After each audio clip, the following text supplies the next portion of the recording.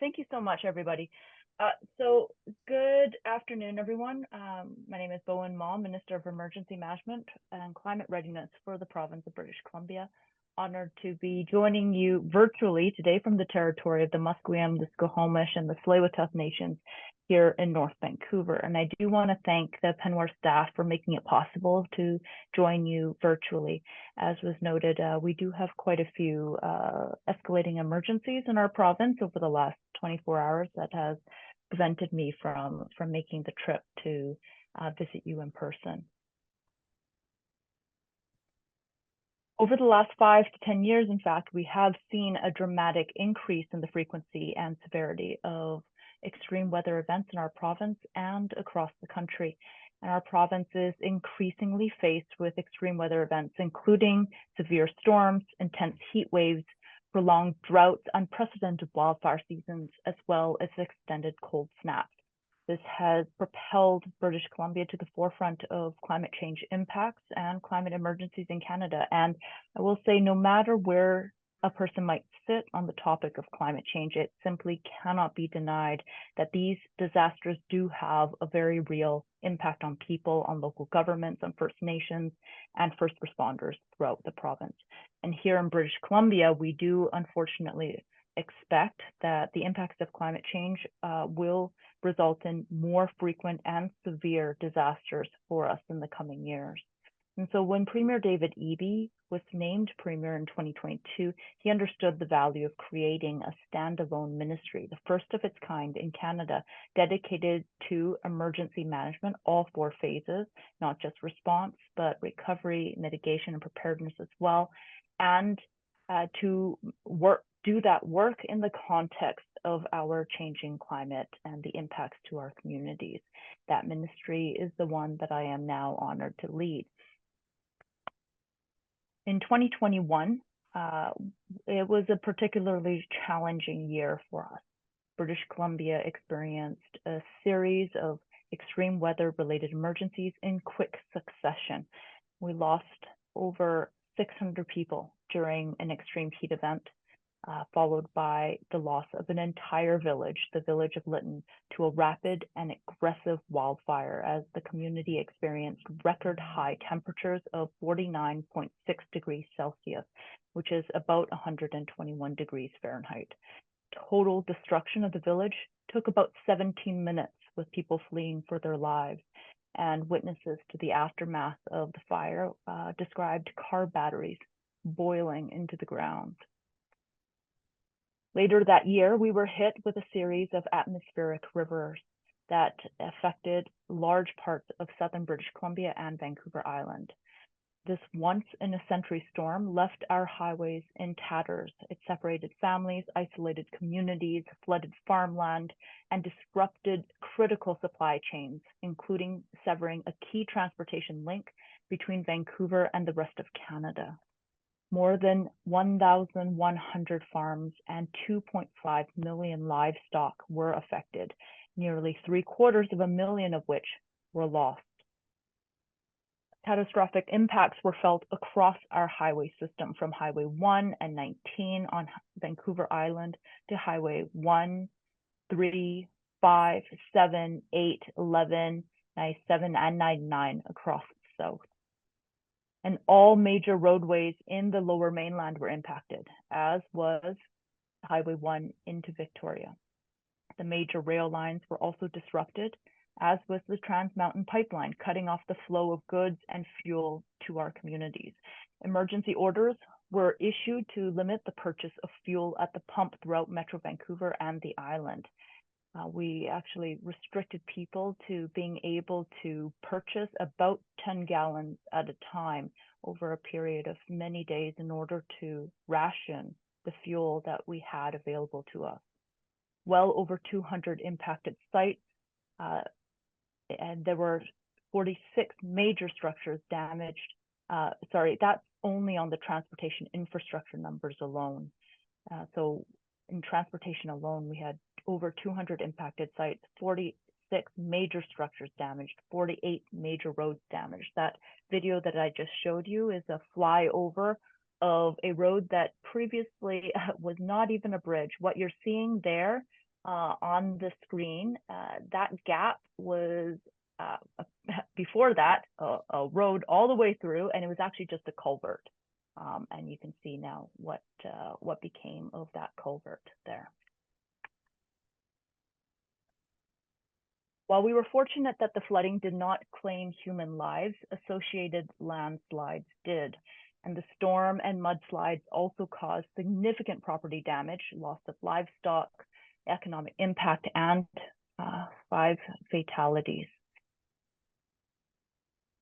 The province has spent over $1 billion so far to remediate and rebuild from that disaster, but we are only partway through the process. In the meantime, we know that what we used to think we knew about what a 1 in 500, 1 in 50 year, 1 in 100 year, 1 in 200 year, 1 in 500 year storm, it is rapidly changing before our eyes due to the changes in our climate. And that is why when we rebuild critical infrastructure, we must do so through a generational lens that takes into account what is likely going to be the experience and the impact of the future as a result of climate change. We do know that every dollar spent today on adapting to climate can help us save up to $15 in the future in terms of emergency response costs. In the aftermath of the Sumas Prairie flooding component of the atmospheric river events in 2021, we were left with the realization that this event wasn't just a BC problem. The Nooksack River flows entirely through within northern Washington state, and it actually never touches or crosses the Canadian border. But when the Nooksack spills its banks, its floodwaters wash downhill north into BC, which is what happened in 2021. Surprising absolutely no one, floodwaters don't care about borders or jurisdictional boundaries, and our collective fates are intricately connected to one another. And last fall, the province of British Columbia, the state of Washington, and local tribes, First Nations, and municipal governments signed the Transboundary Flood Initiative, a commitment to work together in taking meaningful action to mitigate flood risk and habitat loss in our communities. We were once again put to the test with emergencies in 2023. As many will know, British Columbia is a province that tends to be accustomed to having plentiful access to fresh water year-round.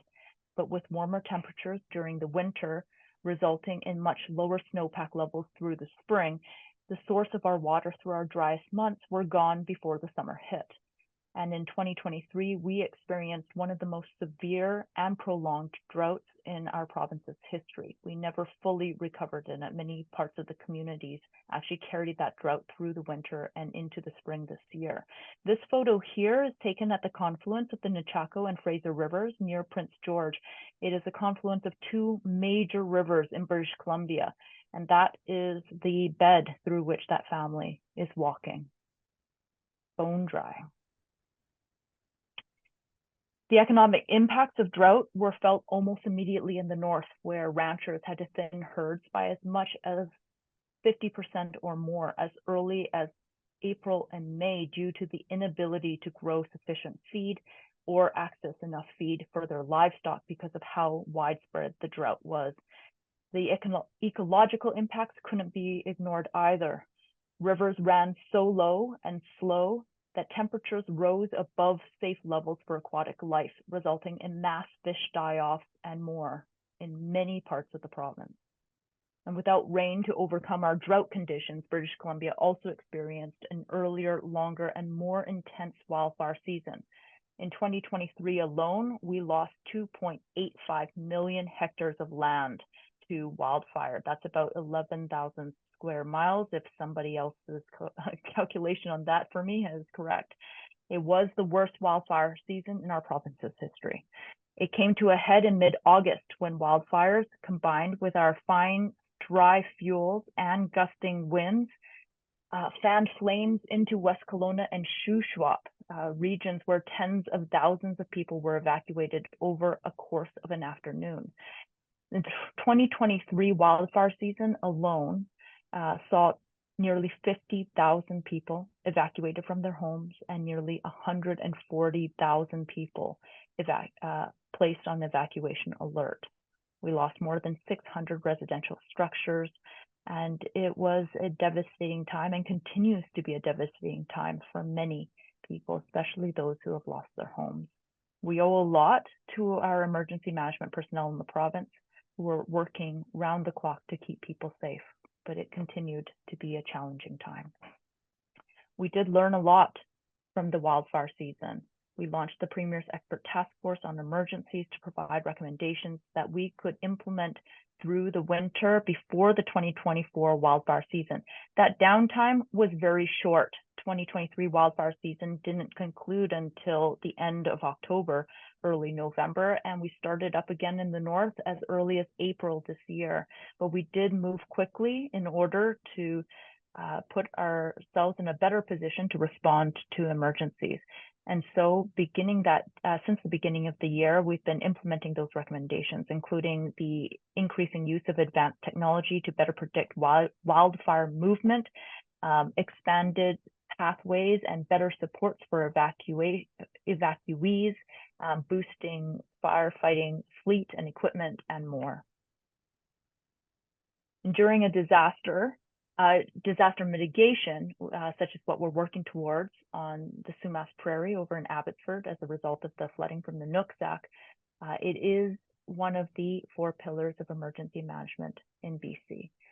And in the face of climate change, best practices in emergency management now put a stronger emphasis on mitigation and avoidance of the impacts of those extreme weather-related risks. The previous focus, as I noted before, was on response and recovery, but we're now really emphasizing preparedness and mitigation work as well. What we know about all of what is happening, however, is that it is all connected. Changing climates are resulting in extreme weather patterns and emergency situations that are occurring with greater frequency, lasting for longer durations, and with greater intensity. So it is now common for communities in BC to be still recovering from one disaster when they're hit with the next, often in the same calendar year within months of each other. Even right now, in BC, we have over 350 wildfires burning in our province alone, with thousands of people on evacuation alert and order over the last 18 hours, we have been working to facilitate the passage of nearly 25,000 evacuees from Alberta as a result of wildfire there impacting Jasper National Park and the community of Jasper.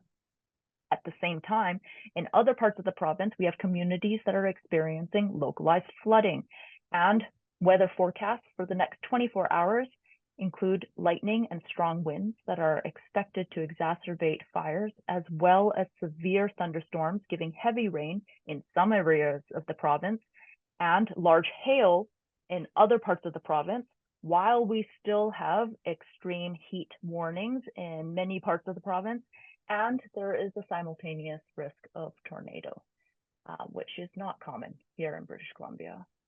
In fact, I think that might be the first time I've heard that for us. And of course, our activities on the land are not helping. Historically poor forest management practices that result in clear cuts, reduced slope stability that increase risk of debris flows and flooding, which worsen during drought and are exacerbated by wildfires that are more intense due to unsustainable forest management practices. So there is so much that needs to be done to slow the train to disaster that we are on. And our government is actively supporting people and communities to become more resilient to climate-caused hazards. For example, providing funding to plant thousands of trees on public lands within cities to provide cooling, leafy relief from extreme summer heat for vulnerable people. We're also working with communities on a land acquisition program in Grand Forks aimed at reducing flood risk by restoring an original floodplain and natural forest while also improving fish habitat. And we know now that fire is a natural, normal process in many ecosystems here in British Columbia. So we are working with First Nations communities on prescribed fires to manage fuel loads at a larger scale than we were previously able to do so. Recognizing that I am coming to the end of the time, I'll just conclude by saying that British Columbians have been through a lot, but we have also pulled together through the toughest of times. And I'm very proud of what our province has been able to accomplish on emergency management in a very short period of time. But as we move forward into a future where we are likely to encounter more extreme weather challenges, investments and partnerships are going to be required to ensure that people, land, homes, and livelihoods are protected, come what may. So back to you, Chair. Thank you so much.